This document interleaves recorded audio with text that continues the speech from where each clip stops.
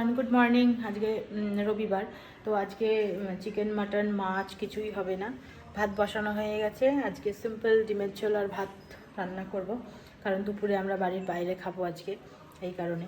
আর চিকেনটা আগের দিন হয়েছিল, আর আগের দিন গিয়ে একটা লেটেস্ট জিনিস হয়েছে, সেই জিনিসটা এখন আমি আনতে যাবো। একটা জিনিস অর্ডার দিয়ে রেখে এসেছি, যেটা ফার্স্ট টাইম আমি নিয়ে আসবো বাড়িতে। কারণ আমার পছন্দ হলেও হয়তো বাড়ির আর কারোর পছন্দ ছিল না, কিন্তু আরও একজন মেম্বার পেয়েছি যে ওই জিনিসটা তার পছন্দ, তো সেই কারণেই আনবো। তো যখন আনবো তখন দেখিয়ে দেবো যে কী আমি অর্ডার দিয়ে রেখে এসেছি।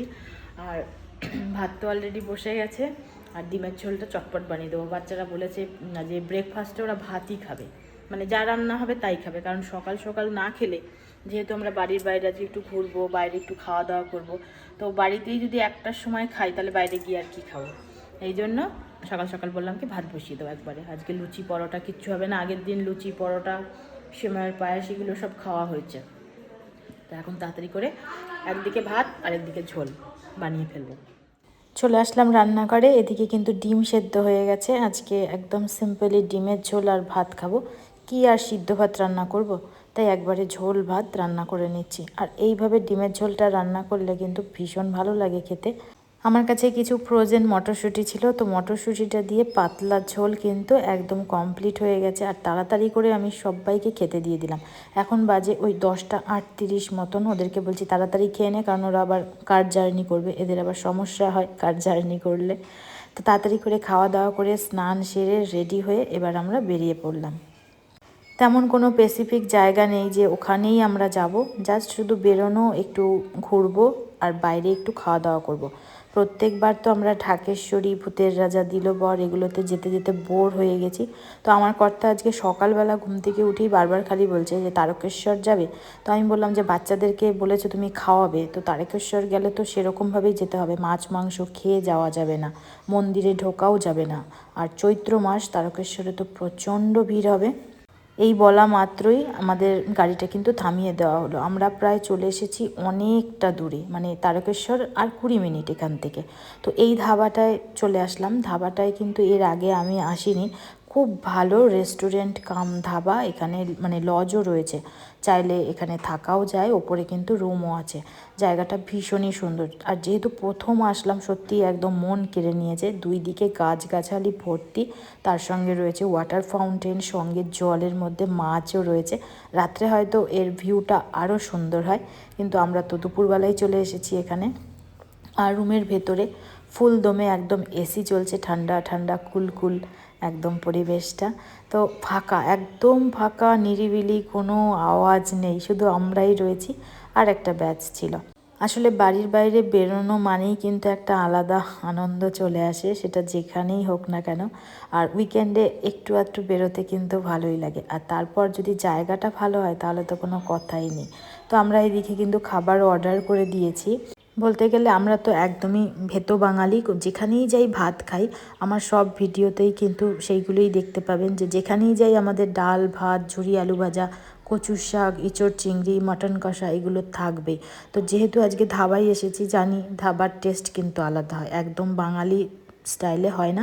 এখানকারের চাইনিজ খাবারগুলো ভালো হয়, বাট বাঙালি খাবার অতটা ভালো হয় না। তো কী আর করব, যেটা যেটা অর্ডার করেছিলাম এখানে বলে দিই। এখানে আজকে ছিল বাটার নান, বেশ অনেকগুলো বাটার নান ছিল। দুটো ফ্রাইড রাইস ছিল, একটা চিলি চিকেন ছিল, একটা মাটন কষা ছিল, আর একটা ছিল বাসন্তী পোলাও। তো আমরা বললাম এগুলো আগে খাওয়া দাওয়া করে নিই, যদি লাগে তাহলে আবার অর্ডার করা যাবে। প্রত্যেকবার আমরা 4 জন থাকি, আর আজকে হচ্ছে আমরা 6 জন। তো দেখা যাক কতদূর কী খেতে পারি, সেটা বুঝে আবার অর্ডার করা যাবে। প্রত্যেকটা খাবার ভালো হয়েছিল, কিন্তু মাটন যেটা আমরা বাড়িতে সাধারণত খাই বাঙালি আনায়, সেই রকম টেস্ট আনতে পারেনি। তো মাটনটা একদমই ভালো লাগেনি, বাদবাকি সব কটা ভীষণ ভালো ছিল। বাটার নান আর চিলি চিকেন এতটাই ভালো লেগেছে যে পরে এই যে ব্যাচটা এলো, এটা কিন্তু আবার নতুন করে এলো। চিলি চিকেন 1 প্লেট আর 4টে বাটার নান ছিল। তো সেইগুলোও খাওয়া দাওয়া হয়ে গেছে। ভাবছিলাম তো মনে হয় খাবার পার্সেল করতে হবে, খেতে পারবো না। না, আমরা খেতেই পারি, সত্যি কথা।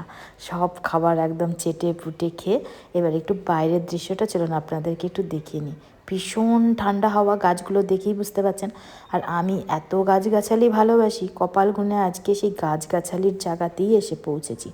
এইদিকে বাইরে দুটো এরকম খাটিয়া মতন ছিল, তার মধ্যে বসে রয়েছি।